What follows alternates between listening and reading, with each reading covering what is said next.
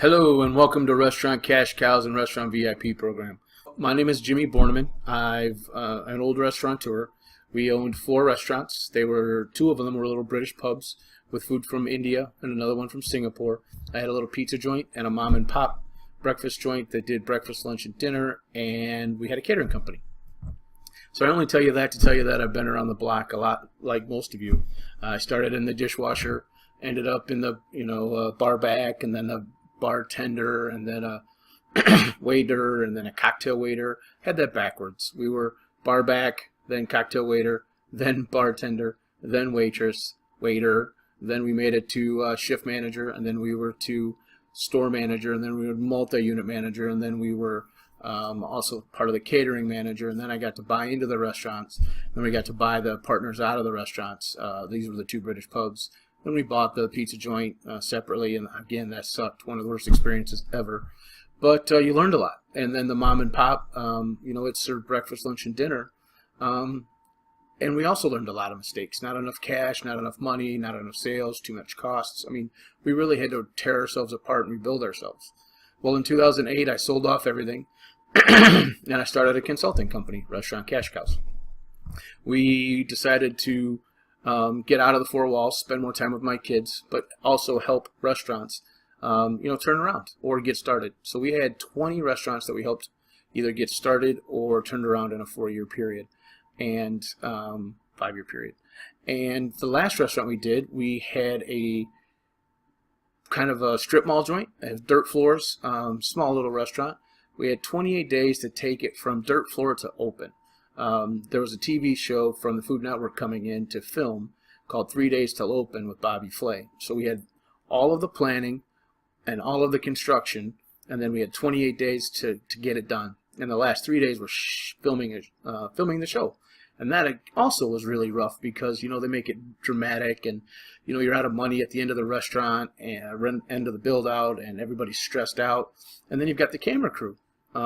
It was an experience of a lifetime, but it took a toll on me. I had, during that period, got bit by a tick, and I had to learn how to walk and talk again. And yet I was still working on this consulting company, and that was the last project. It then took it all out of me. I kind of went on hiatus for almost a year and a half.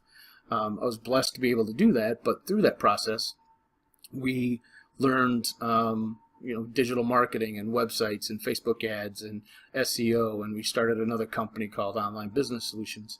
So we took all of our project management stuff and turned it into how can I help other people in restaurants. Well, we're bringing back around to the coaching and consulting for the restaurants, and we're rolling out this VIP program. It's really kind of an exciting program, and I can't wait to tell you about it in a little bit. But for now, I have a question to ask you. Are you an independent restaurant manager or owner? Are you fighting to get your sales up and your costs down? Do your sales suck? Are they not where they used to be? Is this familiar? Did you used to have a long wait on the weekends, half-hour wait, and now all of a sudden you have empty tables? Is your competition getting tougher and you have no idea what's going on? You keep scratching your head and saying there's got to be a better way to run a restaurant. There's just got to be a better way. Well, I'm going to show you a few things, and let's get started. Okay, so when I'm working with my coaching clients, we break your business into 2 distinct areas. You've got the business side and you've got the restaurant side, and the 2 hardly ever cross over. The business is the accounting and your payables and your receivables and your payroll and your taxes and your marketing and your websites. Is it producing? All of those things that you've got to do from a business point of view. Then we're breaking up into the restaurant. You got to run a good shift. You got to have good staff management. You got to have good guest experience. You got to control your food costs. You got to control your purchasing. You got to control your scheduling. You got to keep everything clean. Your internal controls and checklists all have to be in play. Your inventory management. You've got events to plan. You've got events to execute. You've got your building maintenance. You've got your facilities maintenance. You've really got to focus on 10, 15 core principles every day just to make things work. Again, it's got to be, is there a better way to run the restaurant? And through this series, we're going to teach you a few ways to do that. The core focus, or what I call one of the cornerstones, is the cost of goods sold.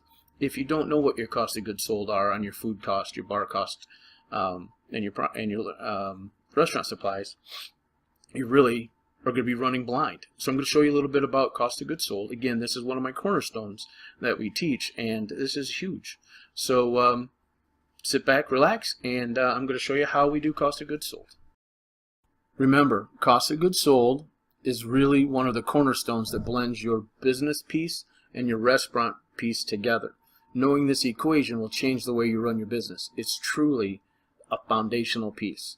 What it is beginning inventory plus purchases equals total available minus ending inventory equals usage. Divide that by sales and you get your cost of goods sold.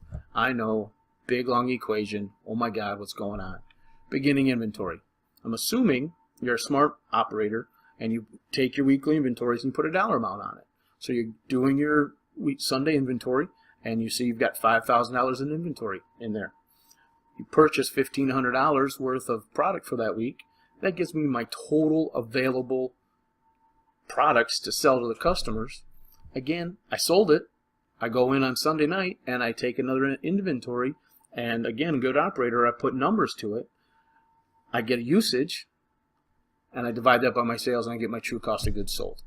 I'll put this into some numbers for you so you can kind of see how this works and why it's important. So beginning inventory, I had $5,000.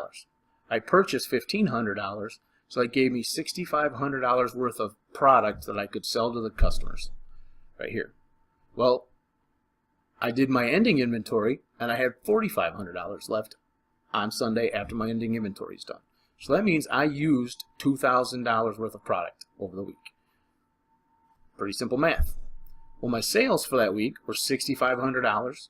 You divide that by your $2,000 worth of usage, and I get an actual true food cost of 30.7%. Now, comparing this to the old way, where a lot of the old school or not accurate, if you will, operators, or people that do it on the fly, they'll just take your receipts for the week from your vendors and your grocery stores and wherever you get it, and you spent $1,500 bucks. Well, they divide that $1,500 bucks by 6,500, and they get a 23% food cost. Well, you can see it's not accurate. Now, if I was a manager and I was making my bonuses based on food costs, hell yeah, I'd want to show you this 23%. Hell yeah, the owner or the managers would be getting screwed because they really ran a 30% food cost. And because they're fussing with their inventory, they're fussing with their bonuses. So doing a cost of goods sold, truly knowing what your inventory cost is, that's the trick. That's the goal. That's that one of the magic golden nuggets in the restaurant business that will stop your theft. It'll give you a good foundation for everything, is if you know what you have at your hands at any given point on a weekly basis. Not a monthly basis, a weekly basis. Because by the time you do it at the month, so much shit's happened in between, you can't go back and correct it. But if this is all done in a week, man, you can kick somebody's butt next week because you had a huge swing in inventory waste, loss, theft, overpurchase, you name it. Look at that report I gave you on different ways to steal, and we'll talk about that later. But this doing it once a week and having a true cost of goods sold, you will really, really be able to get your prime costs under control. As you can see, the power of the cost of goods sold is intense. So I have one last question for you. If all you had to do was set up a system just one time and then push a button and watch the sales come in, wouldn't you want to learn more? I would too. So watch the end of this video series, 2 left, just below or over. I forget where they're at, but I believe they're below. Click on join our webinar, which is over here. Maybe it's over here again. It gets a little confusing here with the cameras.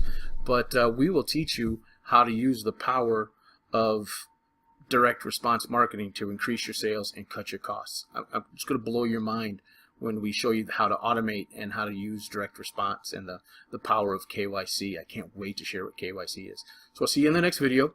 Have a wonderful day. And remember, sign up for the webinar and enjoy. Click like below. Have a great, great day.